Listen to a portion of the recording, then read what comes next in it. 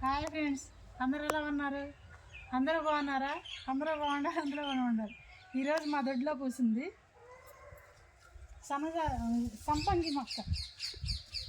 సంపంగి మొక్క పెట్టి నేను 2 సంవత్సరాలు అయింది. ఎప్పటి నుంచో దీనికి కాయలు కూడా వచ్చినాయి అని మన రెబ్బలు నరికేపించాడు మా పొద్దు. సంపంగి పూలు పూసినాయి చూడండి,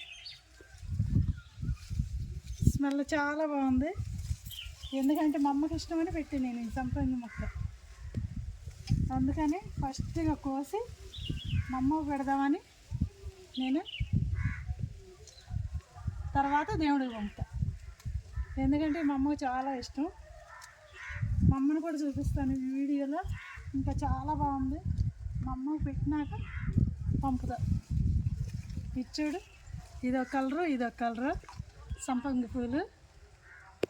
మా అమ్మకి ఇష్టమని పెట్టాను నేను ఈ మొక్క.